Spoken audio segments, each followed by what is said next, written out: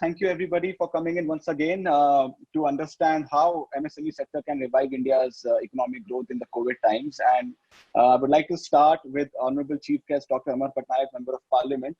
Sir, you have been on the ground, you have been writing about these issues, you've been tracking a lot of developments, you've been interacting with, of course, the Chief Minister of Odisha and the Prime Minister's office quite often on various interventions which are required. And I think amongst all of us, you are best suited to tell us what is the situation on ground and what needs to be done with respect to reviving the growth in India. So I would like to start with you, sir, and we would like to hear from you your opening remarks with respect to enabling a constructive and productive policy framework for MSME sector and what should be done to ensure that the vision of the Prime Minister, which is Atmanirbhar Bharat, goes ahead. We are able to promote locally made products so that our dependency on China and other adversarial countries reduces. And also to ensure that how do we revive the economic ecosystem, the jobs with respect to the losses which we are facing. So over to you, sir, and we look forward to hearing from you. Thank you, Kazim. Thank you so much. Thank you to the Dialogue for organizing this webinar on a very, very crucial and important point, no denying the fact, and also inviting me to speak on this subject in this webinar.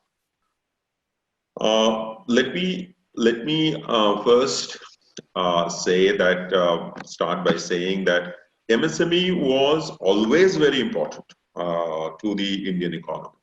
When about 90% of your people are in the informal sector and about 70% are dependent on the sector, irrespective of the contribution to the GDP, it is always important. It was important. In fact, I remember that before the Parliament adjourned on the 24th of May because of whatever situations arising out of COVID, the last demand for grants that was discussed in the Rajya Sabha, I think one of the last, besides Law and Justice, was MSME, in which Honorable Minister Mr. Nitin Gadkari gave a very elaborate reply as to what the plan of the government is, what the government plans to do for them. Now, having said such things, the point is, we're already grappling with some issues even before COVID. So I will first talk about them in brief. I'll just flag those issues and then say whether COVID itself and the lockdown subsequently has kind of exacerbated and accentuated such problems, and where are we now? Basically, this is how the structure I would be speaking of. So before the lockdown happened, the MSME sector was starved of liquidity. That was one issue. There was no liquidity. There were funds problem for that. Second most important thing which the MSME faced in the last several years is the problem of not getting paid on time. Very kind of payment of whatever they have sold. So what happens is that these people are not working they're working under very tight margins. They are not working in a situation where they have a lot of working capital. Their cost of borrowing is not significantly less than others, and therefore they have to cut margins. And therefore, if the payments from the government organizations, or even for that matter, private organizations, do not come on time, then they are starved of cycling that money. The third thing was, which they were facing, is the competitiveness. Now, for competitiveness, you need to have innovation. Now, that kind of innovation ecosystem was, I would probably say that despite saying this Make in India and Stand Up India, whatever, all that thing, they were good gestures, good signals, but nothing really was happening on the ground. The innovation was just, I thought the ecosystem was getting built, and there were very bright sparks many places, but that not really kicked in when all this happened. So these were the basic issues with the MSME face. There were minor issues like the definitional change, which has happened now. There was issues of the major issue was liquidity. The other issue was all over the world, because the pressures were there on the economy, they were looking inwards. They had become protectionists. So therefore, the market for us also in export market for MSMEs was also getting squeezed. And most of our exports were on kind of things which are, which is, I'll talk about it even later, which was, which for a consumer is discretionary, in the sense he need not buy it actually to survive. And this is what is going to actually have, affect them after the COVID thing, when the lockdown happens and countries start opening up. I'll talk about it later. So these were basically the issues. And then the COVID lockdown thing happened. Everybody shut down. And what I have seen, for example, within the country itself, the intra as well as the inter-migration within the country, right, that became the major issue. And I know from Orissa, for example, we had large number of people who were going from Ganjam, our coastal areas, to different places in Chennai, Bangalore, and largely in the textile sector, James cutting and all in Surat and Ahmedabad in Gujarat. All of them have come back. So the question here is that, I had tweeted on this, that why couldn't the capital look after labor? Now, if the factors of production have both capital, labor, besides other factors, then why is it that the labor was not looked after? If the labor was not looked after, you are never going to have the production anyway. And this is precisely what is going to happen now after the lockdown, because the labor have all come back to their parent state. And they are unlikely to go back very quickly. So when the country is unlocking and you are in the position to actually open the MSME sector or give a boost to it by giving liquidity pushes or liquidity easing, what is actually going to happen is that the production may not take place unless there is a change into the labor market by signaling very high kind of rages in the wages, or something very different happens in their personal, looking after their health and education, which was not done, so they have come back. And if they don't actually change or they do not actually go, then there will be a massive problem, I think, because of labor shortage in many of the key MSME areas which were currently doing well. The second aspect that will happen is, again, the finance minister did say that the liquidity line has been given. The equity government for the first time is a very welcome thing. In many cases, I think they have 20,000 crores in equity infusion that government will participate. Many great things, but the problem is, the finance minister herself said that the banks have sanctioned the loans, but they are not taking based on the sanction letter, the actual disbursement has not taken place.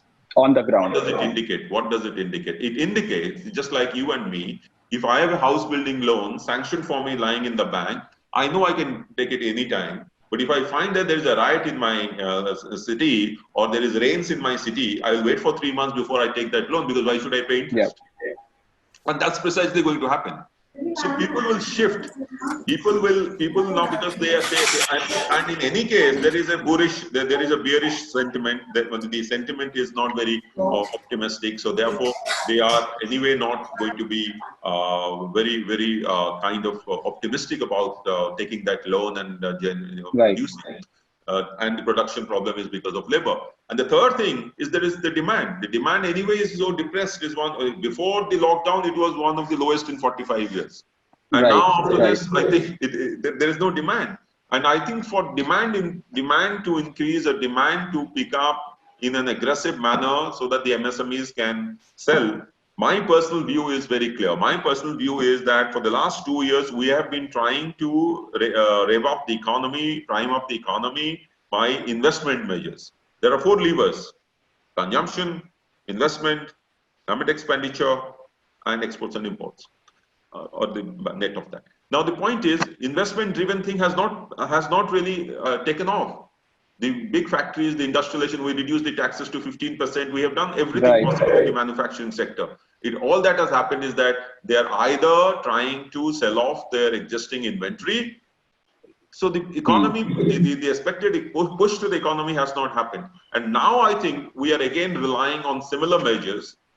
We have done anything on demand as well, in NREGA and all that. But I think still much more is required to be done on the demand side for the MSME sector products to be in a position there is a market demand for them to produce. The last aspect is on the exports. On the exports, as I Yeah. said, many of the things, let's say perfumes, let's say garments, antiques, and handicrafts, and all this. These are not. These are discretionary. They're not non-discretionary. They're not essential. So when the whole world, all over the world, is facing COVID, the economy is in a bad shape all over the world. So unless our people find out those countries or those particular sectors where still there is a demand, I do not think that export demand is going to rise up very quickly in these sectors. But what could, however, happen is what Mr. Prateek Jain said, that in the services sector or AI-induced, all these kind of artificial intelligence in which we have a strength on, let us say, software, in terms of various products and services related to ITES, there could be a Right. bigger opportunity because companies and countries all over the world are probably looking into ways to decrease their transaction cost and decrease their the overheads, and therefore we may have a role to play here by exporting such kind of things. So I have a feeling that our export basket from the MSME would probably see a shift or a change in terms of what kind of goods and services we were doing earlier and what we are going to do now. And lastly, I would say that the MSME, the concern for the MSME sector in terms of government's intention is now very, very positive. I think it is writ large in the policy prescriptions announcement that has been done. We can debate about there should have been done more, there should have been done less, and all that. The intention, fortunately, for the first time, it is really a massive push. But I still feel the results of it will come up only if the demand goes up, and the demand has to go up only by the consumers getting money directly in some way, or we have a situation that in which the consumer demand is because whatever said and done, the production will be driven by demand. So the MSMEs will have to reorient their product lines. They have to probably think about differentiation. This is a great time for innovation, actually, because you have to do things new to be quickly back on your racing track. So these are my initial comments, and I'd love to hear from others. And I've told Kazim that I'm caught up in some kind of party work, so I'll be here for some time, and then I'll try to listen up to the YouTube video channel later to see your comments. But I'm really looking forward to your views. Thank you so much. Thank you, Dr. Patnaik. I have a follow-up question, and I would also invite a couple of questions from our speakers as well. And Mr. Dhananjay Singh from the Ministry of Finance, he also has posed a question to you. So I think we will also look at that. I know you have limited time, but we'll try to finish that in the next 10 minutes. But my follow-up question to you, Dr. Patnaik, is basically looking at basically the entire ecosystem is dismantled right now because of COVID-19 issues. That's what you've been, I think, sort of trying to elaborate. Looking at the liquidity and the money which is being supported by the government, and they have also revised the definition of MSME to include services sector now. So I think that also pretty much boils down to the fact that maybe the government is also looking to enhance the scope of MSMEs and to be able to maximize the policy push which they are bringing in. What's your take, Dr. Patnaik, on the exports part here? Because I think I'm very interested to understand that how can we in the next 5 years leverage made in India products, services, especially in the ITES sector, because that's also an area where we focus as a think tank. You have been writing a lot about that. And what are the key 3 to 5 things to counter? Because we are looking at competing with countries like China, Indonesia, Vietnam, Far Eastern nations, which are also exporting as well. So what should India do? And I think today we saw that India is also doing a big push on mobile manufacturing. So what, in your opinion, are the 3 to 5 interventions that have to be done to be able to leverage made in India products, services to the outside world? And what could be the channel of export?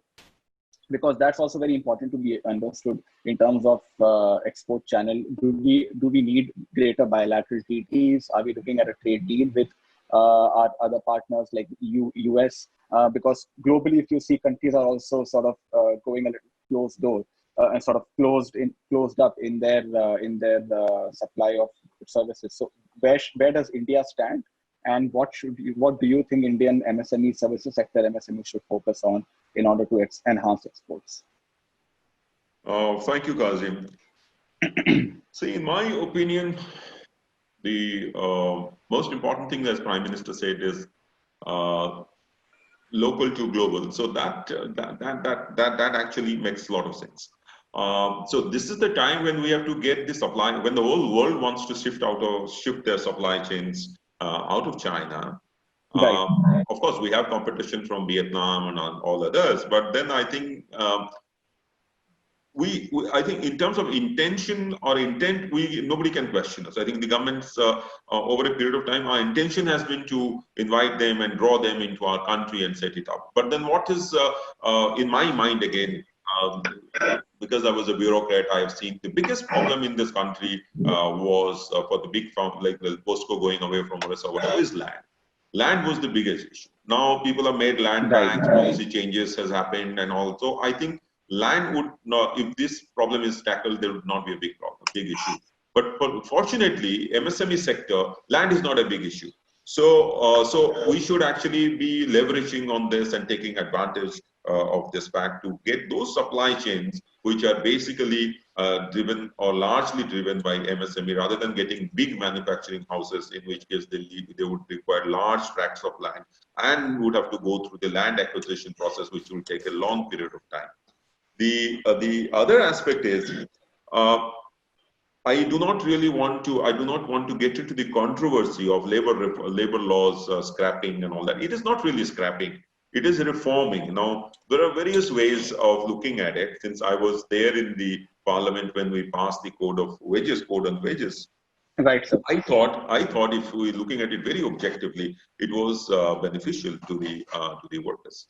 There could be some clauses on which we could dispute. Now, for example, there is one particular 44 legislations have been compressed into 4, and there is one on the welfare of the laborers. Now, if all those things actually come up, it will actually make the environment congenial even for the outsiders or the people who want to set up base in our country. The third aspect is in terms of exports. I said that there are the original basket of exports, the goods and the services that may undergo a change. But what could pick up?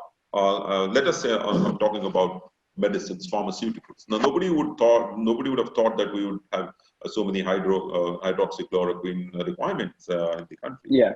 And we also have several teams working on the new COVID-19 formulation, Vaccine. The vaccine. Yeah.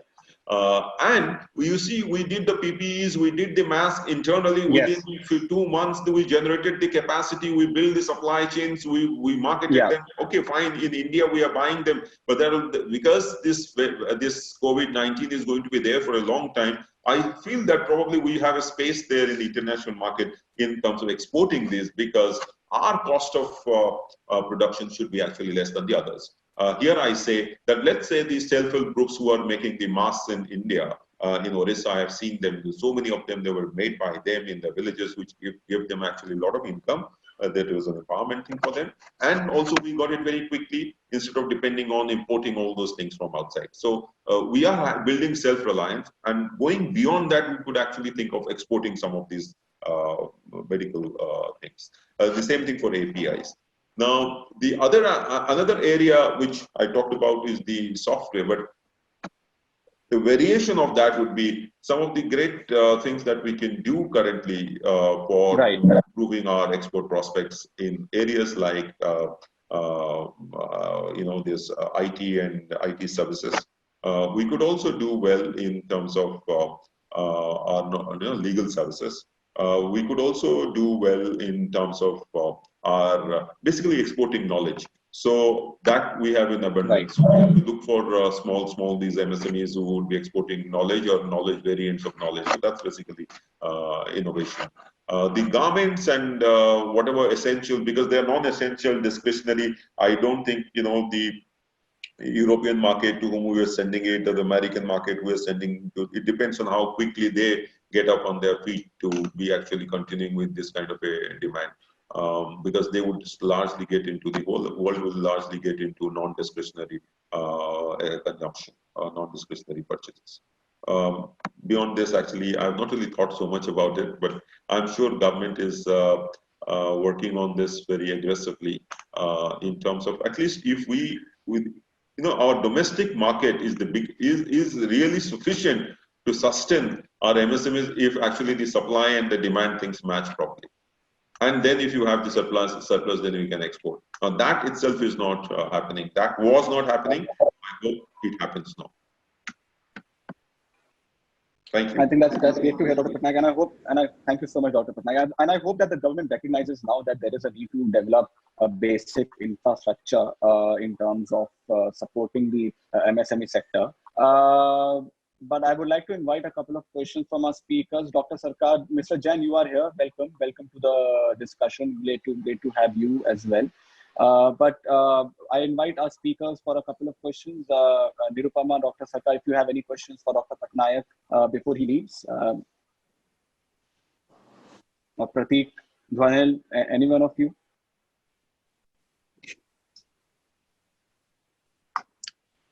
Dr. Patnaik, I do have a question for you, please. Hi, Nirupama. Yeah. Hi. In terms of the impact of labor compliance on MSMEs with the new labor code, whenever it is that it comes in, do you think that has been eased? Because notwithstanding anything else, the cost of, and going back to what you first started saying, why has capital not taken care of labor? And one of the biggest reasons for that has also been the fact that the cost of labor compliance or labor laws compliance has been very, very high for MSMEs. So how do you see that playing out, please? Yeah. Thank you so much for raising this question, Nirupama. Nirupama, right? Yeah. Nirupama is good. Yeah. Sorry. Now, well, thank you for raising this question because since I was involved in not literally, talking to the other governments of Gujarat, Maharashtra, Kerala, and all to get our people back and how quickly and how nicely. And to give them the confidence that we are after them. Since I was involved in that operation substantially, I got a chance to talk to some of the MSMEs also, because after I asked this question, which I raised here, I did talk to some of them. They said they were actually undone because they themselves had no capital to give it to them. Because they were largely MSME sector, and since about 30,000 or 36,000 crores of their dues were pending with government departments and several other things, which the finance minister now announced that we will give it to them. I think it was a late policy push. That should have been done the first thing on the first day of the lockdown.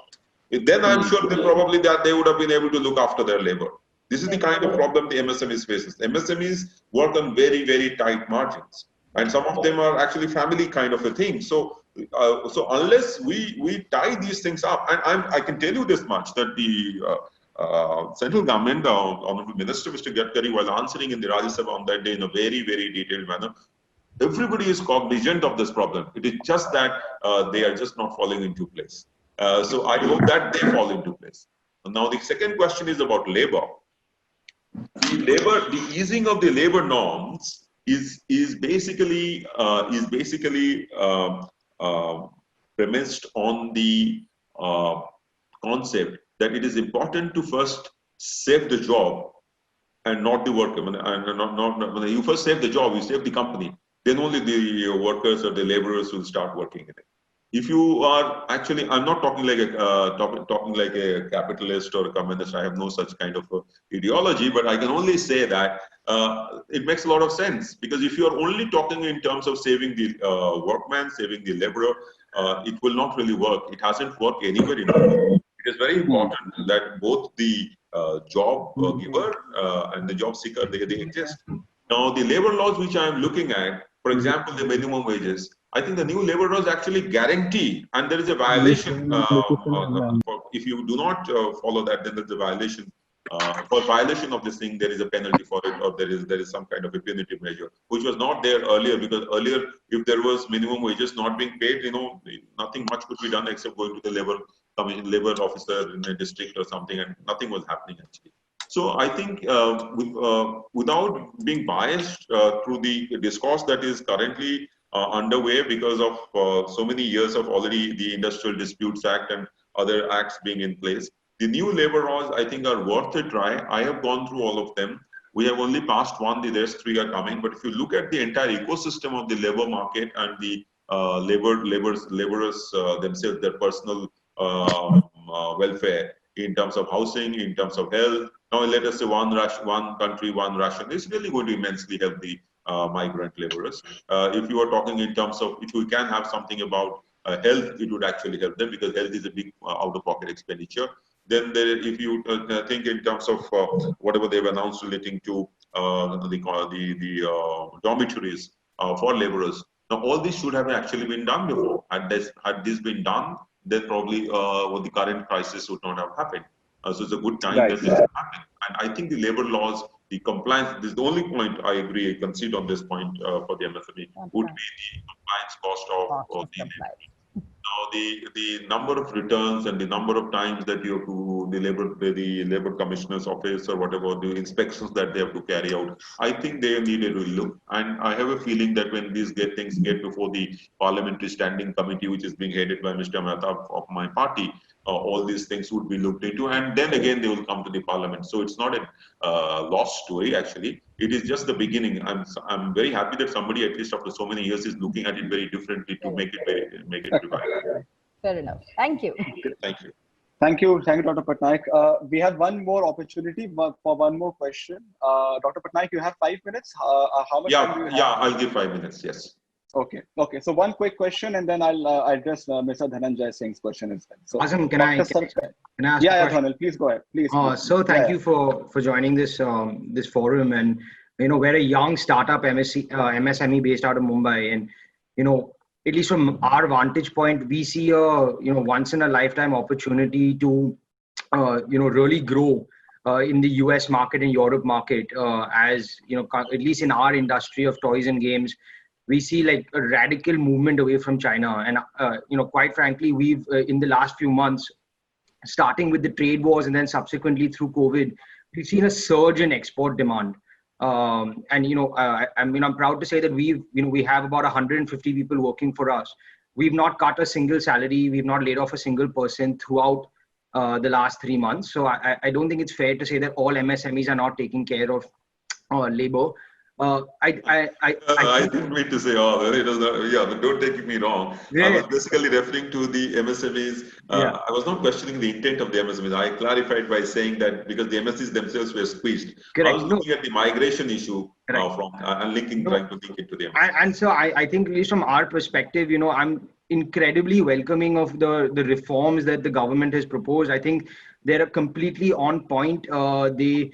Every single thing, from my perspective, we shouldn't lose out on this opportunity as a country and the millions of MSMEs that can leverage it, because this is really a once in a lifetime opportunity for our country. I think my one question to you, sir, is that, while, we've seen that a lot of the reforms, there's really no intellectual argument against them, at least from my perspective. I think they're completely right. The challenge sometimes we face on a practical level is that, when it comes to seeing through the implementation, it doesn't necessarily translate as seamlessly. And I'll give a point that you mentioned, about how right up front, the Prime Minister said that all refunds that are stuck, especially export refunds, would be returned back to MSMEs. We've seen that process has not, trickled down as seamlessly to us. So while we have started to get some, it's only maybe 30 to 40% of what is due to us. And so I think my question is more that while I think we are at a policy level coming up with the right solutions, as an honorable member of parliament, what can we do to ensure that, the second piece, which is the execution of these ideas, is done in a I would say a more seamless manner, because so that the benefits actually, come through and we can actually benefit from this entire situation. Thank you. Very good question. Again, what you stated here about the things not percolating down, that has been the bane of Indian policy making and implementation since last 60, 70 years. So again, nothing new about it. Let me also share with you that when I was in the civil service until 2 years ago, and I wanted to do a PhD in economics. So I started off thinking why, my question was, why are government programs not giving the desired results in the field? The same question which you are asking me, and that was a full PhD. And then I realized that The policy, however well the designing, the conceptualization of policy is that, but the problem is India is a big country, one size doesn't fit all. And so the local variations, local power asymmetries arising out of social, economic, political, cultural opportunities, skills, they vary widely throughout the country. So in some places where the implementation is very good, in some places immediately in the next village itself, the implementation may be very, very tardy. The flow of information from top to bottom is beset with a number of issues relating to which create principal agent problems. So that is again there. So wherever the principal agent problem is less, the asymmetries, information asymmetries are less there, the things are happening much better. But then, that is how the way our society is structured, and unfortunately, the society's composition is changing, we're getting younger, and then information explosion is taking place, the social media is very active. So all these information asymmetries will probably reduce, and the principal agent problem will not be there too much.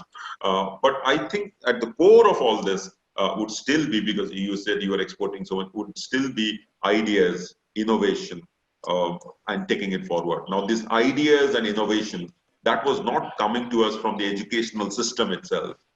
Because of what we inherited.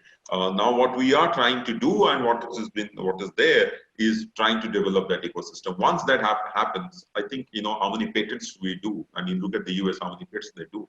The entire ecosystem is very different. Once you do that, then I think the exports will take off. And MSMEs are best placed because a small idea requiring less capital, no land, literally from a building, from a garage, and then it becomes a concept and it gets sold, attracts all over the world. Now that's what, just one product in a year probably is what 1.3 billion Indians should give to the world. That's what I would say. Thank you. Thank you. Dronil, I just want to tell you that we work very closely with Dr. Patnaik, and all your recommendations and also our other speakers, we will definitely share with Dr. Patnaik, and he will more than happy absolutely. to.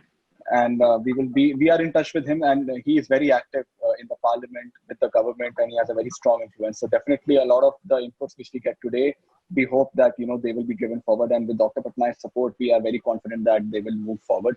Dr. Patnaik, I have one last question before we will let you go. That is from Mr. Dhananjay Singh. He is a Ministry of Finance representative. He is here with us today, Indian Revenue Service officer. He has asked that how far do you think the credit facility will reach to the small MSMEs on the ground? Because many small enterprises are now under the same roof as they are now classified under the new MSME definition. So how do you think the credit facility will actually reach the smallest MSMEs, and what should be done to ensure that is delivered upon? I couldn't hear you properly. Can you repeat that question again? There's a network problem. Yeah. Yeah. Dr. Patnaik, the question is, how far do you think the credit facility will reach the very small MSMEs on the ground? Because now the definition of MSMEs has been revised to include services sector as well. So how do you think that will impact the smallest of the small SMEs? And what should be done to ensure that the facility actually reaches them and they are able to use this to their advantage? You mean to say the credit line? Yeah, the credit line. Okay. Now the point is, see, the definition of MSMEs have been changed across. So it is now, initially it was only investment, now it's turnover. Basically it is to bring a number of firms under the MSME definition so that they get all the benefit that has been announced. And I'm very happy about it because this we have been demanding for a long time. I remember Mr. Jairam Ramesh in the parliament spoke at length on this. The committee which has been set up for reviving the MSMEs by the former SEBI chief, I'm forgetting his name. Anyway, so that was also based on that. Now, I'm very happy that there is a recognition now that if we have to move forward, we have to become, if we have to become self-reliant, Atmanirbhar and all, it has to be MSME based. In any case, it was already there, but now there is a formal government recognition to somehow make it actually happen, rev it up, pump prime it, do everything. Now the question is whether all the benefits, including the liquidity push that has been given, reaches the smallest micro and all. I have just written an article 3 days ago in the Economic Times, you'll find it just below the Prime Minister's speech, which says that we in our country, unfortunately, do you know that we are actually keeping 50% of our population out of the labor force? The women are not really working. So when I say 50%, I'm making it very generalistic. It is actually in the region of 20%, whereas all over the world it is about 45, 46, 48%, and in 61% in China. Now I've written over there. Now, when you keep half of your labor force outside the productive ecosystem, how do you expect that our GDP and other things will grow? Now, many of these women work as self-help groups. They have been organized into self-help groups and doing small things, but they could be actually contributing the packaging dal, small things like public distribution systems and all.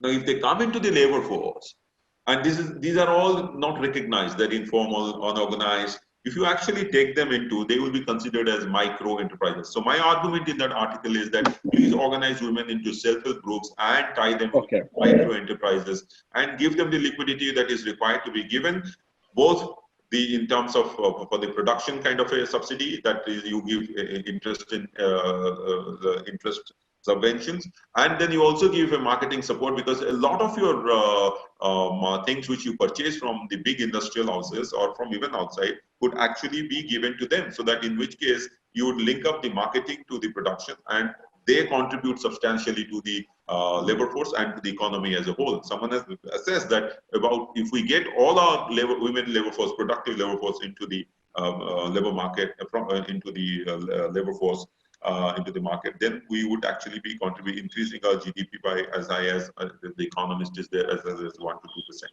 2%. So the people who are working at the micro level, as Mr. Dhananjay said, they actually are, in some states, they are not starved of liquidity. Let's say in Orissa, we are very conscious of it. In fact, in the last election manifesto of the Biju Janata Dal, we made it very clear that we are going to make it zero interest free loans to them, and also link them to the marketing. That is, we'll give 500 crores worth of producing all those things which are required, which are given in our public distribution systems. Now they are being even given to do some small infrastructure projects in the villages also. So we are tying them into the market. Now, this kind of requirement is there. We have to do it. Unless that happens, that particular chunk of our labor force gets into the market through these micro enterprises and giving all kinds of support, which is in terms of liquidity as well as marketing. Marketing is very important for them, because the big market is ruthless. The big market is highly competitive, and it will only look for economic efficiencies right from the word go. Right. Unless government comes in at this point of time. Now, let us say the EGEM. The EGEM actually is a great concept, but I don't think we have put all of them so far into the EGEM. And even though there is a requirement that most of the people should buy from their EGEM, probably they don't do it. So these are the small things at that level where we have to take care of the micro enterprises and make sure that they are a part of the productive India. Thank you, Dr. Patnaik. Thank you so much. And if you have any more time, let us know. I think we would. There are a lot of questions actually coming in, Dr. Patnaik. You can send it to me later. You can send it to me later, and maybe I'll be able to on day. And you could share my. You could get all those questions together and send it to me. But I would definitely look forward to the suggestions that are coming out of this webinar to actually take it forward. And as I said, the labor standing committee is headed by my party MP, Mr. Mehtab. So I'll give it on to them. And maybe also it will help me to discuss in the Rajya Sabha, and also maybe if we are interested, we could organize a meeting also with the Minister, Mr. Gadkari, later, once I go through the questions and once I look into it. Absolutely, sir. I think the audience and the speakers are delighted to hear that, and all of us are really delighted to know that you want to take these inputs forward. So really grateful to you for that support. We will definitely be in touch. But thank you so much, Dr. Patnaik, for coming in today, and really grateful that you could take out time. You are busy with the COVID relief effort, and all our support to you and the state government of Odisha, as well as the Prime Minister's efforts. So we are behind the governments, and we are trying our best to help. Thank you so much, Dr. Patnaik. Thank you. Thank you. Thank you. So thank you all. We will be taking your inputs to Dr. Patnaik, as he mentioned that he is very keen to take it to the parliament as well as to the government. So let's do that. We will love to hear from you. But I would now like to invite our speakers into the discourse, starting with Dr. Sarkar here. Dr. Sarkar, you've been reading a lot and sort of trying to understand what is the impact of MSMEs sector trying to be revised. And the focus for today is exports. And how can we maximize revenue for MSMEs, and what are the opportunities for MSMEs to drive exports and to cater to foreign markets? Because I think you're looking at the Indian market is really struggling right now, and you have limited consumption in India. So the opportunity for business growth is going to come from foreign markets. But what is the channel? What is the process? And what are the ways through which we can make local and sell global? I think that is the agenda which I want to drive in the webinar from now onwards. And we would love to hear from you and other speakers on those lines. So over to you, Dr. Sarkar. Yes, so Kazim, thanks a lot. I think Dr. Patnaik gave a very nice overview about the whole session and the key aspects that that concerns people in this current scenario. And I think exports are a very important aspect. And and as he also mentioned, Mr. Patnaik also mentioned during his suggestions that exports are currently slow, not only in India, but also globally. But I think slowly and slowly, this is something that we will pick up. I want to take a step back and then give, this is, we see this is a crisis for sure, but what is the opportunity that we have given that current crisis is there? What are the things that we can recover? Right. In this crisis. And one of the things that you see, the migrant crisis, the migrants going back, that has filled up all the media, TV, newspapers and everything. The crisis of the migrants is really a real one. And I also talked to another thing, what was there in around 2017, which was the discussion of, say, jobless growth. I think one of the main issues that we struggle as a country is to have a good credible number of on the number of these employees who are working across different MSME sectors. See, if you are working in large firms and we have either the state insurance or we have the EPF or some sort of that benefit, it becomes easy. Like, so what US government has done, the government can know that, okay, I am an employee of, say, Dialog, and given that there are Dialogs, and they tell you that, okay, Dialog, you don't cut jobs for the next 3 months and we'll give you some benefit, like exactly what this government has done. Implementing that sort of thing in the Indian context is very difficult because there is no track beyond the formal sectors about this. So I think this is a sector that I think we should look into it. See, exports can grow. This is good for the economy. I completely agree, and I'm not dismissing any of those facts. But what can we do for these people who are traveling long distances? The portability of ration cards is definitely a good approach the government has taken. They have already taken good approaches regarding the Jan Dhan accounts and the insurance scheme that is there, the health insurance scheme. But I think what will be really good is that some amount of skill development, if they provide to these workers, and they might be a carpenter, a daily skilled labor or anything. And this is a skill development that they don't have to pay for. They just go, maybe spend a day or two. Their skills are verified on a yearly or 2 yearly basis that the skill councils can take charge of and decide the frequency. And then they are validated on their skills. So say today I might be a carpenter who is at the basic level, but while I'm working for say 5 or 10 years, I might be a carpenter who's at a very expert level. And if I get a government certified stamp that, okay, I am now recognized as a carpenter at the expert level, then I can demand higher salary, higher wages, and a range of such things. And then once this free certification is done, and there should be no burden on the people to do this certification. And companies also we can also make it mandatory over time for the companies is to have, maybe this can happen over 5 years time, is to recruit people only who have those certifications. So then, and these people who are there into the system, they can optionally also register and tell which organizations they are working for. And due to that, they get some amount of protection from the government. Yeah. So these are the type of systems, if you can put in place, then I think getting credible data will be very important. And such sort of things will help a long way in framing a lot of the policies, like how many workers are in each sector in a policy. We only come to know every, say, 4 or 5 years when some surveys are happening, and that becomes really difficult in a lot of the scenarios. So I think skill development, so that these laborers have a progression path in their career. Currently, there is very little progression path in their career. So they might be doing something for the last 20 years, but how are they moving up their career? Yes, it need not be a corporate job or anything, even not a blue-collar job in a corporation like a manufacturing plants or something, but something where they can get some certification and move forward. I think building that base, now that we are in this crisis situation, we can use this opportunity to build that base, which will help us in the long run. I think that will be my initial comments. Right. Thank you, Dr. Sarkar. I'll get back to you on that point. Dhwanil, over to you, and I want to hear from you. By the way, lovely question that was. I think Dr. Patnaik really appreciated it. But I want to understand from you, an MSME working out of India, and what are the points you want to sort of discuss with respect to enhancing exports through the e-commerce sector? How essential and how critical is that for guys like you to be able to increase your revenue, increase your profits, and to be able to support the economy? So what are your inputs to us, which we can then take it to the government? So I think I think we should understand that the starting context at which we are today, there are, for the first time in the last, I would say, 20, 30 years, there is global appetite to move away from China.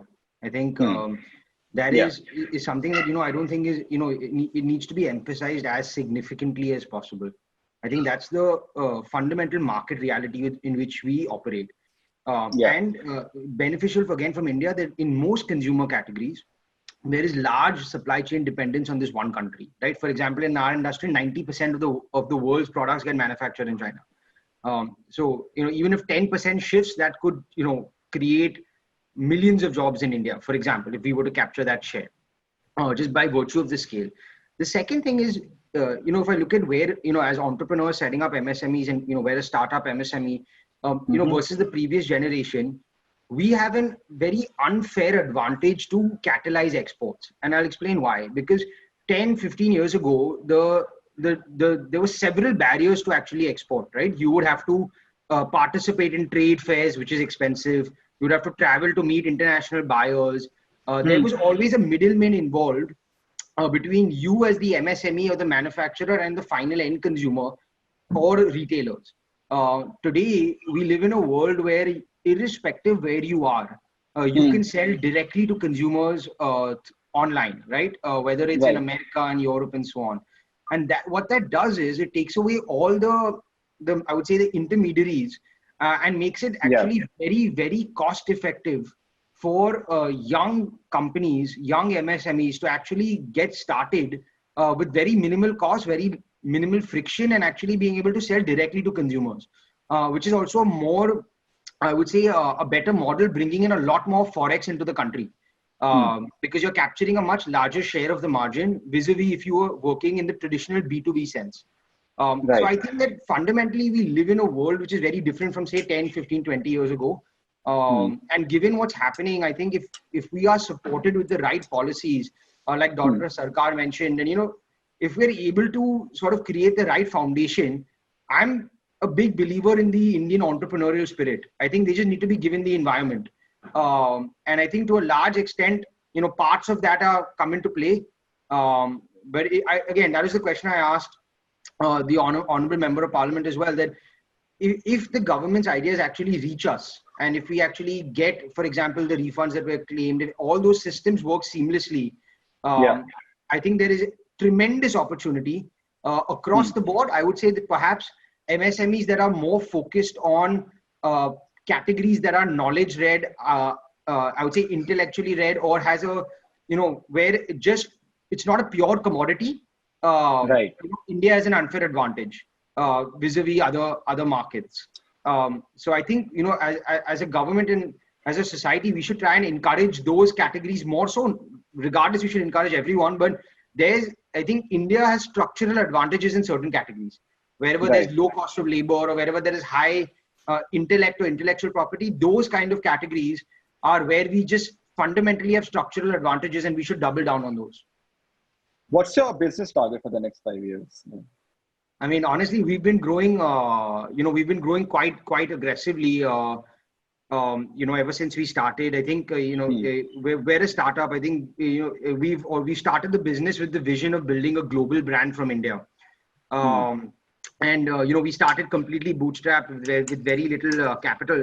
But over the time, we've grown quite tremendously. In fact, we recently raised a large amount of capital from Sequoia Capital, which is the largest VC in the world, which is another angle. Thank God it's not a Chinese investor. Yeah, yeah. But I think that's the point I'm making, right? I think there is now, beyond just the banks, there are other avenues of financing available to MSMEs who have global ambitions. And so I think it's a great time to be starting out and being an entrepreneur. But I do think there are tons of challenges that we have to overcome as well. Because, like, at least in our case, while there's been some benefit on the export side, like everyone else who's on this panel, India has been a nightmare, right? We've basically gone 3 months with effectively zero revenue. While we see certain signs of opening up now, some of those challenges are, for small businesses like us, could be very fatal. Right. So I think ensure that we don't destroy our MSME sector, and I don't think that's the intent of the government. But unless these ideas get seamlessly executed, which is I would say, biggest apprehension, ideas without execution are just ideas. So I think that, according to me, is the biggest sort of thing that we need to work on. Have you been exporting through e-commerce platforms? Which ones are you using? Yeah. And of course. So I think that as a company, we actually are fairly broad in the sense that we sell in both India as well as export markets. And even in both of those, I would say, categories, we sell through all channels. So we sell through your local Kirana stores in India. We sell online on, e-commerce marketplaces on our own website. Similarly abroad, we sell across the board, right? So we can actually see how all the channels play out. Naturally, e-commerce has some inherent structural advantages by allowing us to get very close to our consumer. And I'm sure that, there are a lot of sellers and MSMEs who are today selling on platforms or selling on their own website. And I think that, that offers some great advantages to get started, because you get instant feedback on your product. I mean, for me, I feel that's one of the biggest advantages of e-commerce versus, say, traditional exports, directly from the consumer. And again, it's not something which is a high barrier to entry, right? So I think that like most MSMEs who already have capacity, already have certain products, I think a lot of them can take advantage of this opportunity. And I think this in itself can lead to tremendous boost in exports for us as a country. Great. No, I think that's really relevant points, Anil. Thank you so much. I'll get back to you. I think we're getting a lot of questions. Just want to say to our audiences that none of your questions will go unanswered. We may not be able to answer all of them right now, but we will definitely take it up with our speakers and we'll share the answers with you after the webinar is over. So please keep posting the questions. Gopal Jain, Mr. Jain, welcome back. How are you doing? I think you were busy with a case. Yes, I had to just quickly nip into a hearing. Okay. Was it an online hearing? Yes, it was an online hearing. Great. How was the experience online hearing? I mean, I would love to know before we start. Well, I think nothing to beat what I call face-to-face, but great Indian jugaad at the moment, for lack of any other option, one have to do with online or virtual hearing. So it's not first best, it's second best. Awesome. Great. So, Mr. Jain, thank you so much. Sorry we couldn't have you speak before because Honorable Chief Guest, Member of Parliament, Dr. Patnaik, was in a rush, but I think he had a lot of points to make, so we had to give him that time. Yes, but absolutely. welcome back to the discourse. And you've been hearing Avik, you've heard Anil speak as well. My question is the same to you.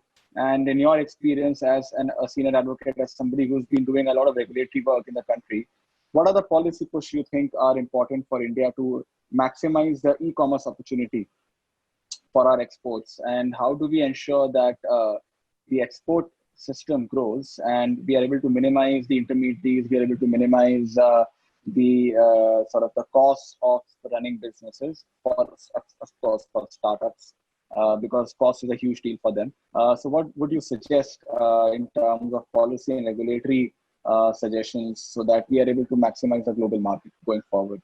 Over to you, sir.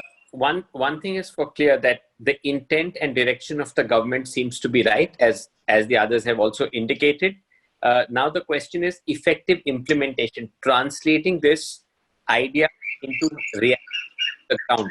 Now, if e-commerce is the channel through which exports will take place, and that's what we've seen over the last 3 months, that the e-commerce has been able to keep up with exports compared to other exports which have gone down, then you need what I call a regulatory policy culture which incentivizes this and builds it into the ecosystem.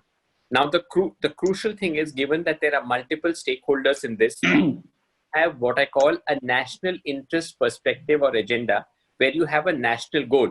If that national goal is, look, FDI, if the national goal is augmenting and boosting exports, then the players and the sectors which can put their hand up and say, we are ready to be counted and we can perform and deliver, have to be given the boost, what I call an economic vaccine, so that they're able to achieve it and make ourselves globally competitive, for which at this time, you need to have a hold on costs. So I think the structural reforms which we are talking about, which are being considered and debated, have to be again translated immediately by action on the ground, because the moment we want to be globally competitive, we have to have what I call reasonable costs. We can't have huge costs and be competitive.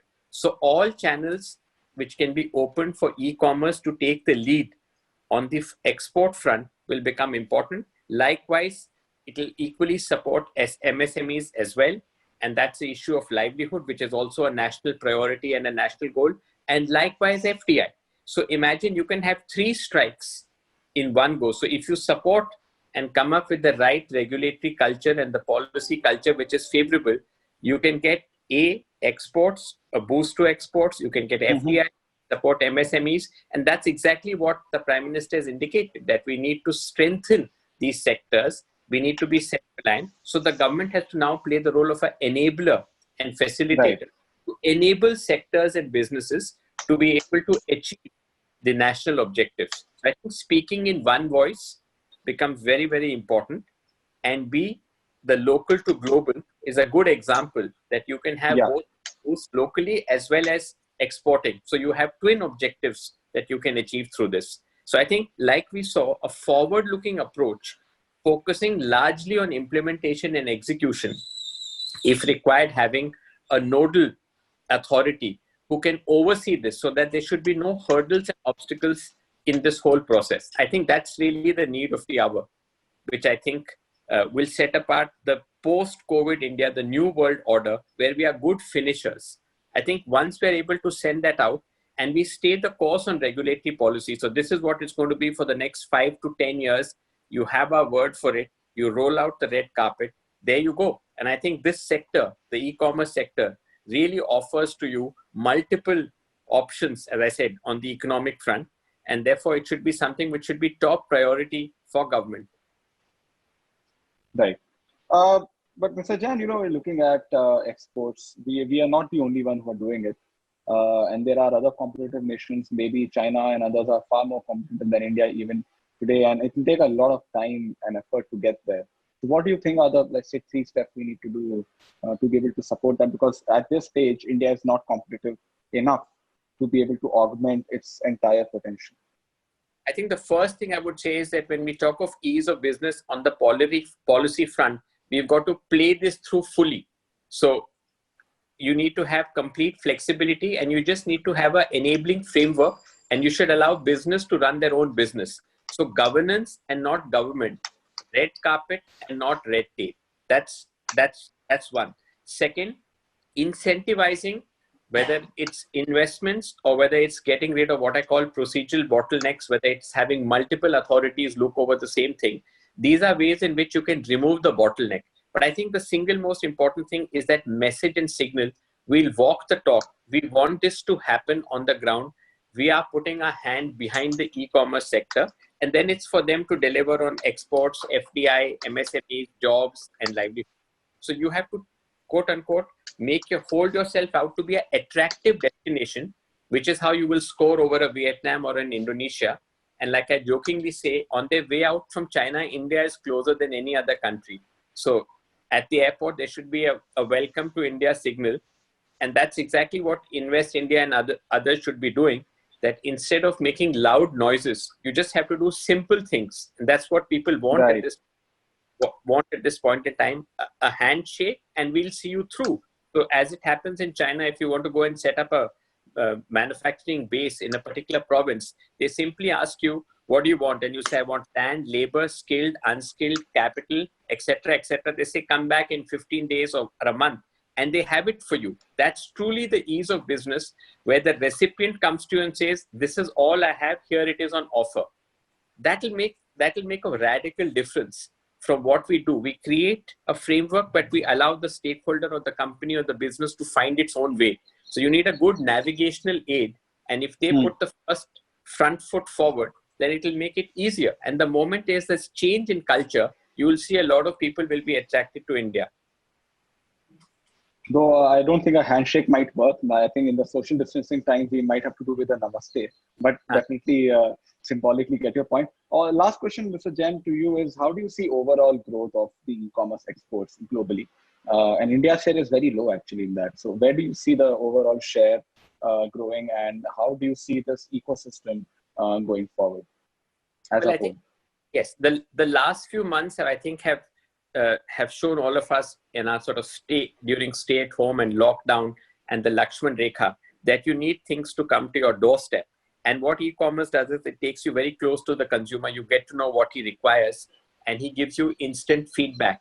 So it's something which serves a twin-fold objective of making sure that all necessities are available and there is social distancing. Plus, it has a very established network and a supply chain. So the question is, can you help the fractured supply chain now to regain its old health?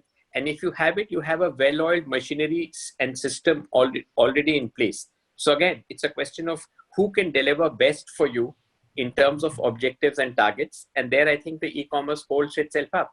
So if you have global e-commerce players, and all that you need to do is incentivize the Amazons of the world and say, look, why don't you bring on the local shops and the Kirana players and the MSMEs on board? Today, it's a matter of livelihood. So it's not the mode of delivery which is important. It's the platform which gives you the access which you require. So if you're able to make MSMEs self-sustainable, if you empower them, then you look at players like the Amazons of the world who have done it in the past, but they have a greater role to play. So you need to incentivize them by providing, as I said, the right ecosystem, and that ecosystem will give you the dividends across the board. So instead of saying we need jobs and we need to sustain livelihoods, you have to get this done on the ground. So those who can do it the fastest are the ones who need to be, as I said, given a golden namaste, if not a handshake. And I truly think that decision making has changed in the last 3 months. It has been fairly rapid. It has been to deal with multiple situations. There have been a proactive mindset. I think that should continue in the next leg as well. So there has to be this Lakshman Rekha between the past and the future. And the new future, as I called it, or the new, must be a complete meeting point as far as e-commerce players are concerned. And that will reap rich dividends to government on jobs, on investments, on MSME. So as I said, it's a whole package that you can get.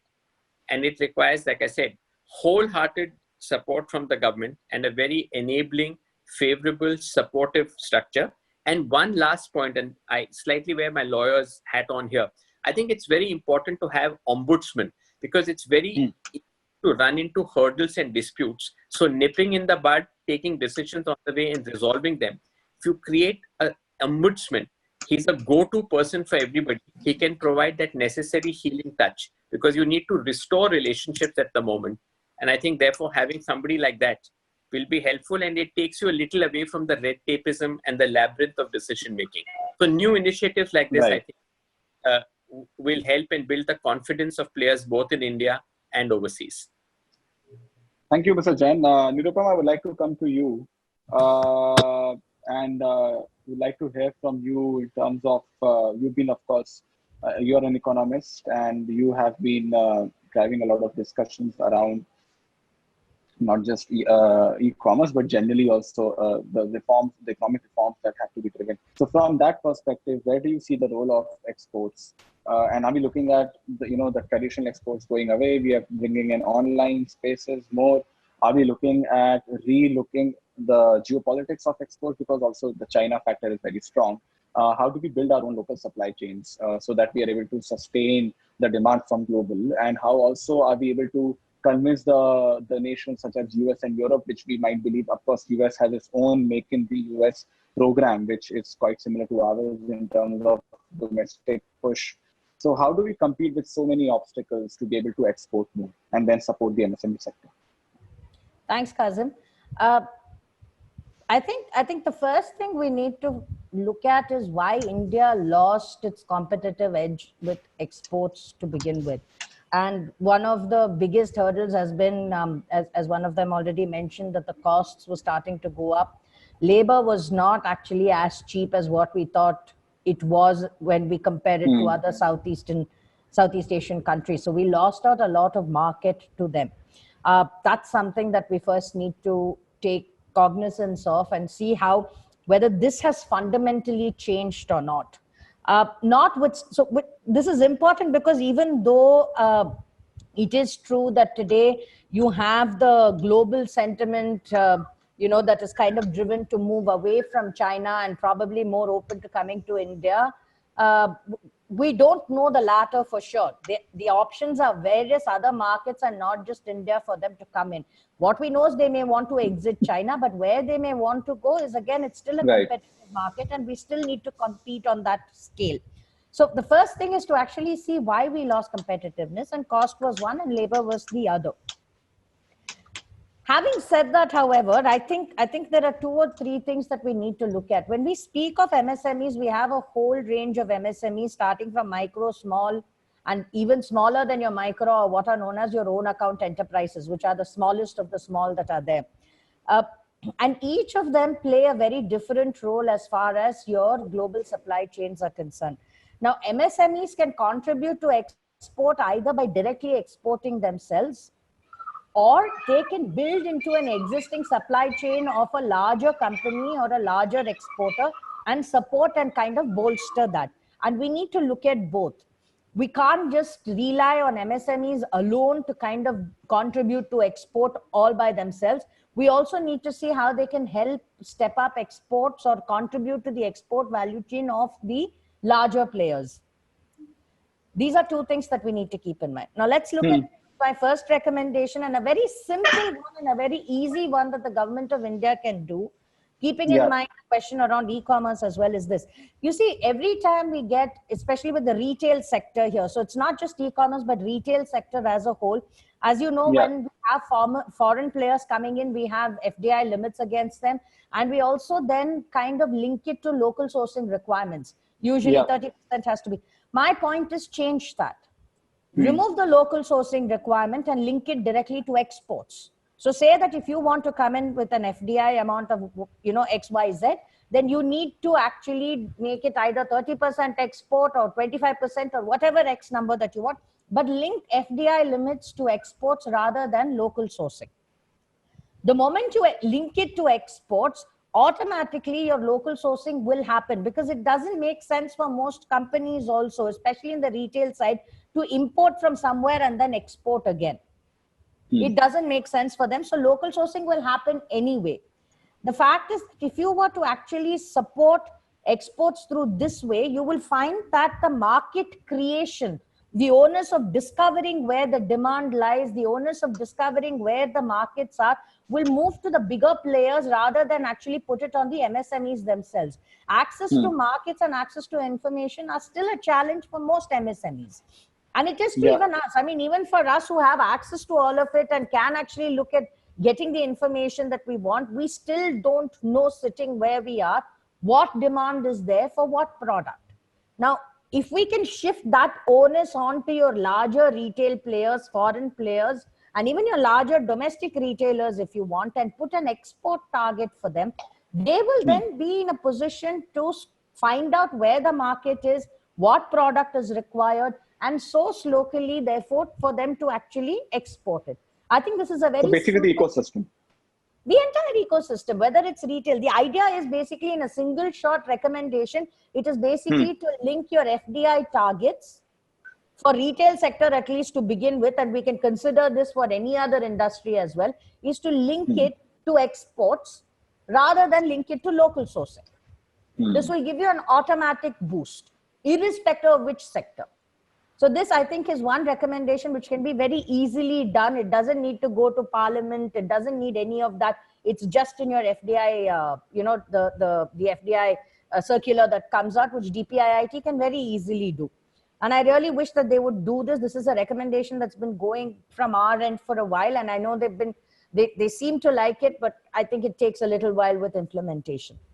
The second thing is, I think e-commerce particularly is important in these times also because, you see, they provide, as I think Mr. Sheth said very correctly, that the feedback mechanism is great on e-commerce for MSMEs. You don't have to wait for a very long time before you get feedback on the product, or how, and also to get a sense of how well it's doing in foreign markets in terms of its utilitarianism or in terms of its competitiveness against other pure products. So that way access to information has become much easier, and therefore it is important to look at this angle around e-commerce.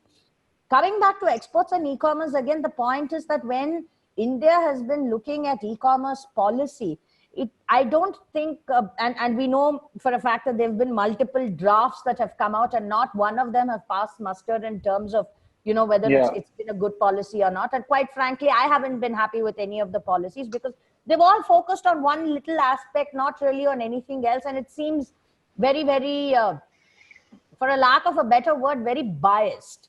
And we know that retail, and where you're saying that there has to be consumption driven, if you have to have consumption, you need to have some channel to deliver on that consumption. So things like retail and e-commerce become absolute priorities, in which case we need to look at how you can use them as engines for not just growth, but also for exports. And I don't think we've really looked at that. And I think that's a focus point that we have to see. Now, even as per our own e-commerce laws that exist in the country currently, as you know, foreign retail, foreign e-commerce players are not allowed to hold inventory. However, for the sake of exports, I believe they can hold what is known as transit inventory. Now, this is again a concept that most people don't know, and it makes sense to kind of, talk about these aspects a lot more in terms of driving up exports. This is one side of it, where MSMEs can very directly contribute, and where the onus of discovering markets where they can export and the process. See, also remember that the largest problems that most MSMEs face is actually having to go through the processes, not being aware of the knowledge of how to kind of circumvent the regulations that are there and how to actually get their product out there. The moment you transfer all of this to a bigger company, it makes life automatically easy for the MSMEs. There is a huge transfer of both risk as well as the cost of finding out information. So I think this is one. The second is to go a step further and see which are the sectors for the larger companies where we've been doing well. As one said, pharmaceutical, of course, has become an obvious choice, but we need to, and services will become huge because, as I think Anand Mahindra was the one, or I'm not sure who did tweet it, saying that why can't India become the office for the world? And I think these will become more and more interesting concepts to explore with the gig economy in full action as well. But notwithstanding that, we also have larger companies, domestic, foreign, whichever, which are capable of exports, and they haven't. And I think what we need to look at, therefore, for these guys who have a very strong export basket, who have a strong export market, is to make sure that their sourcing from MSMEs and their backward linkages with MSMEs is actually bolstered and is actually supported. Now, I don't think that has happened. I don't think, even though we say 30% MSME, even though you have for your PSUs, at least they have a 30% requirement where they're supposed to source from MSMEs. Now, we don't know whether that's really happening or not.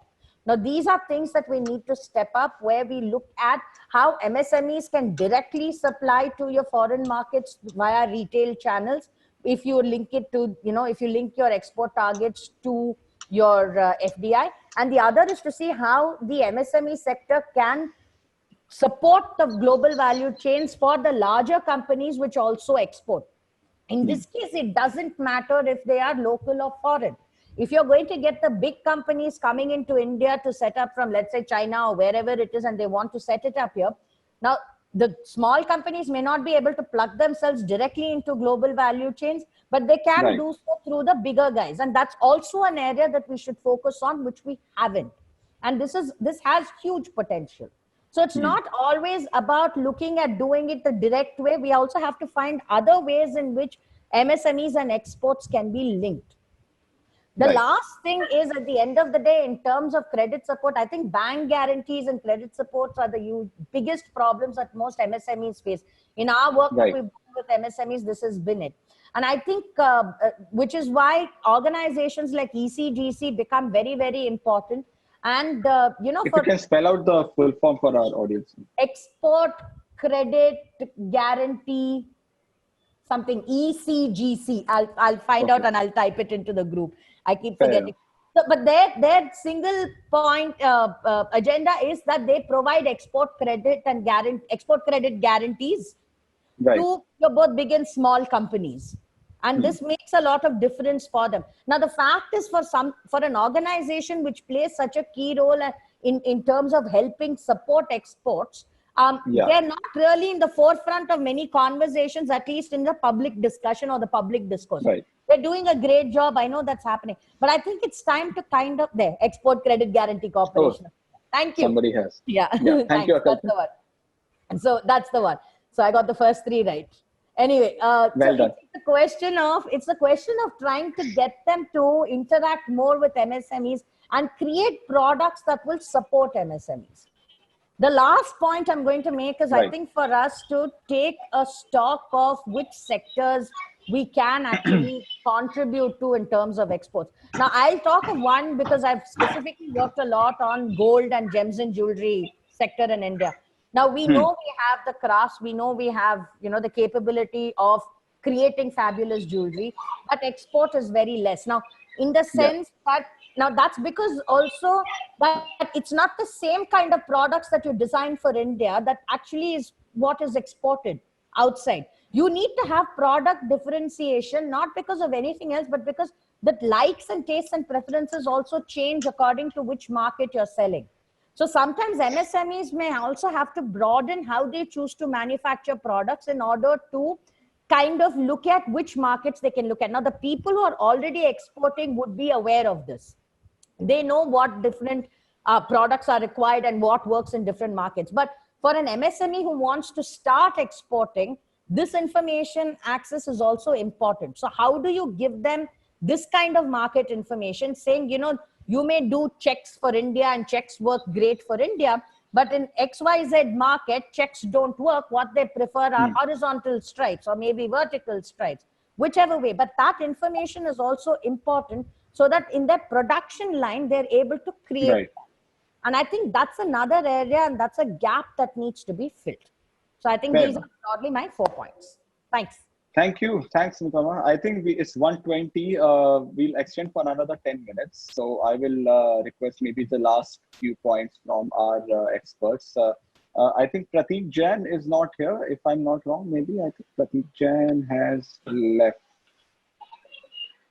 Okay, not a problem. Okay, Prateek, are you there? Yes, I'm here. Okay, Prateek, great. I would like to hear from you, Prateek. We haven't heard from you at all in terms of, you're an MSME, and how important is the online space for you, and what are the ways that you can export more and contribute to India's economy? So maybe we can sort of go ahead with that. Perfect. I'll just quickly introduce what we do, how we've been in the e-commerce space, how we've been in the export space. So we've been in the textile industry for 40 years. It was 2016 when we quickly, understood the potential that the online space offered. And we were very quick to adapt to the changing times. Today, we are a 70% export company, and our main market is the US. So during the COVID times, these times we actually benefited from being present in these platforms because deliveries were happening as usual in the US. So there was, and we also saw a 40% jump in the sales. But there was a lot of uncertainty here in India because of the lockdown, because most of the laborers here in the textile industry come from Bihar, UP, Jharkhand. So we, in our case, ensured that we provided them with a safe environment to stay and work at these times. It's all executed by following central government, state government norms of social distancing, sanitization of the workplace, and also the products. So we've been discussing a lot about policy making too. I really believe there is very less representation or inadequate representation of the MSME exporters, owners, when this policy making happens, because the biggest challenge every policy has is that it comes down to the implementation bit of it, where I believe our suggestions could, our suggestions or our inputs could really help that reach the said markets accordingly. Right. Yeah. So that's what has been our story with regard to COVID-19 and our e-commerce exports. What else would you want to know? Yes. No. So what are your business targets and how are you looking at expanding those, and how essential is global exports to achieve this? Well, so we've been very fortunate at that during these COVID-19 times, we've been able to, double up our workforce. We've been absorbed by to fuel the demand that is being generated because of this. Right. And in the next 5 years, we probably, want to be a global brand with as much online presence in different marketplaces. So I understand that Nirupama was talking about a big company who can facilitate exports for MSMEs. So we've been a similar model, and Amazon has been able to provide us with a brilliant platform. And we've been a seller on Amazon since 2016. That's what triggered our e-commerce debut. And in the next 5 years, we see ourselves growing as a global bedding brand, totally based in the e-commerce industry. Yes. Good. Thank you so much, Prateek. I think that's good points. I would like to go to Dhanil once again. Dhanil, I would just like to hear from you in terms of what are your final suggestions and final input on this. And then, we would like to close with all the speakers, just giving 2 minutes each, and then we'll take in the suggestions. I just want to say to the audience as well that all your questions have been collected, and we are assimilating everything, and we will share with you in terms of the inputs, and then we will be getting back to you on that. So, Dhanil, over to you. Yeah, I think this may be just repetitive of sorts, right? Because I think that through this conversation, I think there's a fair amount of alignment across all the people who've spoken on what needs to be done. I think I agree very strongly with Mr. Jain, where he said that it eventually boils down to seamless execution, and as I think the people who are best designed to solve that are the people who understand the bureaucracy in this country. And I think that if until and unless we solve that aspect, again, ideas will just remain ideas. And I think that alone itself could unleash a large amount of opportunity for everyone, who could, like every MSME who could benefit from this. I think the second thing that Mr. Jain said, which I again very strongly agree with, is there are new business models being built as we speak, right? If you look at this 5 years ago, there was no Amazon to sell or help MSMEs reach consumers in different markets, right? So we have to be cognizant of the fact that as new business models evolve, the laws and the underlying frameworks have to evolve as well to basically suit these new business models. And I think that there's a lot of work that on the policy front and on the legal front that has to be done to ensure that we don't just because there's a mismatch between a law that was written 20 years ago and a business model that is been set up in the last 1 year, there's naturally going to be a mismatch. and those will create significant bottlenecks to any MSME, right? Because we're talking about smaller, younger companies that don't have legal teams and access to resources. So I think that in my view, I think it's just, if we can just seamlessly execute the common sense ideas that we already have on the table, and B, if we can adopt our framework of laws, practices, processes to understand the new emerging business models that are arising, and support our MSMEs to take advantage of this.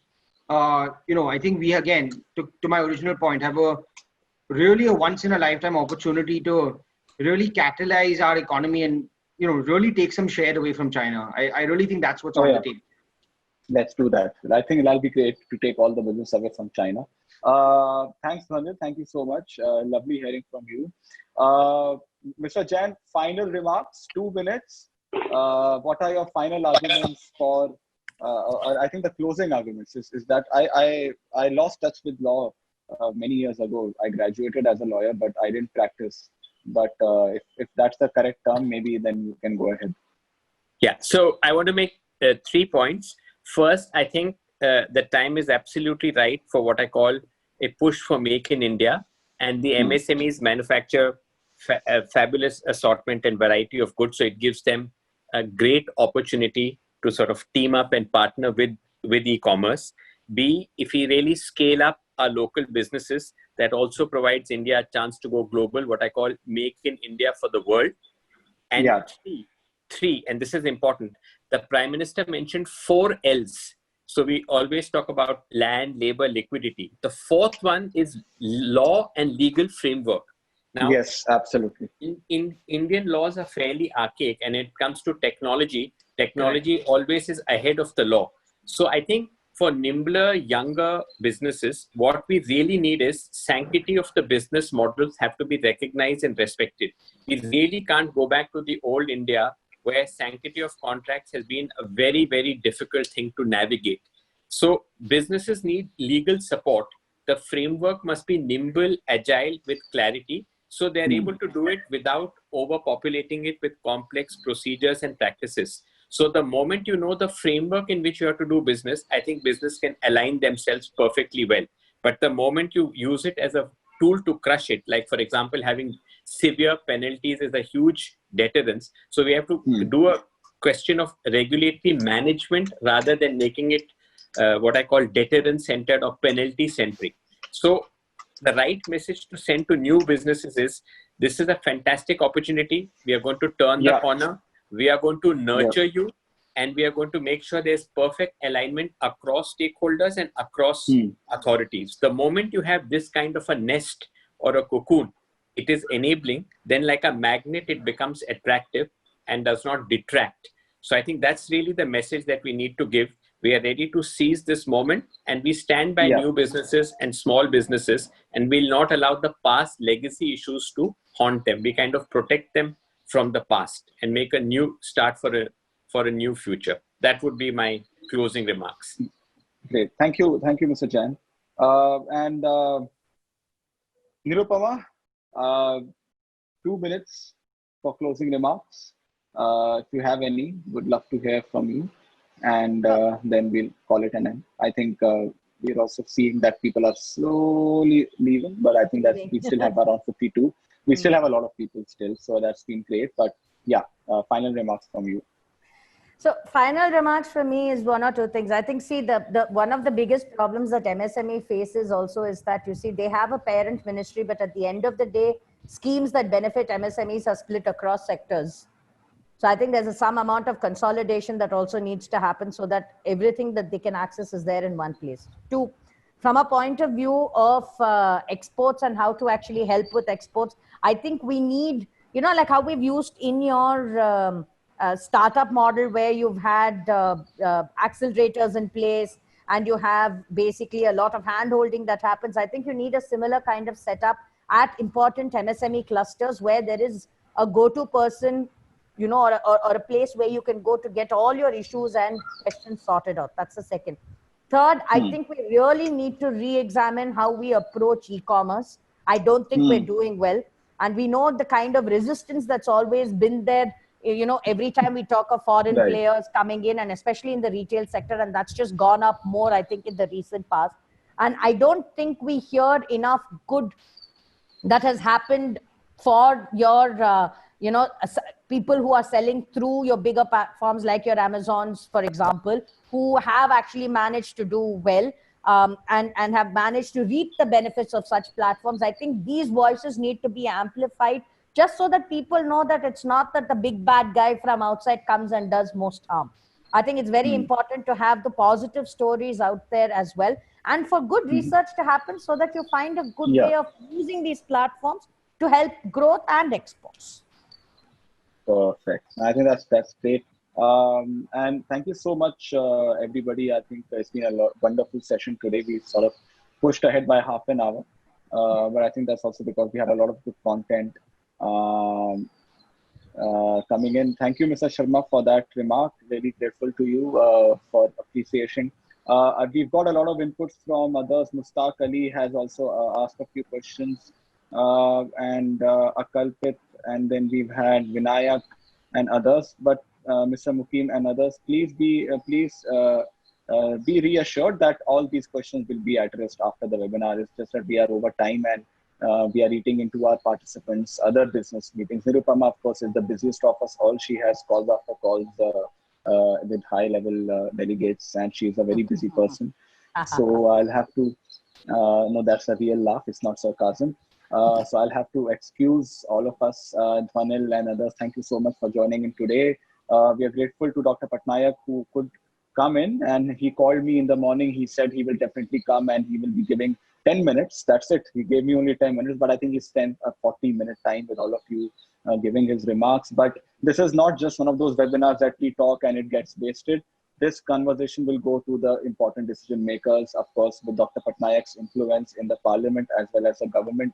We also had Ministry of Finance bureaucrat, Mr. Dhananjay Singh, with us. So we will be in touch with him as well. So your inputs and suggestions will travel, and we hope that they will travel enough and far enough to be able to materialize into some sort of a policy dialogue and a policy making process. So thank you so much. We will be back soon with more such discussions. And thank you to our speakers. Dr. Sarkar had to leave because he was getting scolded by his wife that he was missing out on lunch. So he had to leave. But thank you, Nirupama, Dhwanil, Mr. Gopal Jain. Great talking to you all. And of course, thank you to all our participants and audience. We've had 100 people joining us. And thank you to all the people who remain right now. And also to all our supporters, that we will be in touch with you, and the media folks as well. And we will be sharing something very soon with you. My team is working on that right now. So pleasure all, and have a good day. And thank you as well. Thank you very much. For a stimulating panel discussion. Thank you very much. Thanks. Thank you. Thank you. Bye. Thanks. Yeah. Thank you. Bye-bye. Take Bye. care. Take care, everybody. Bye-bye. Yeah.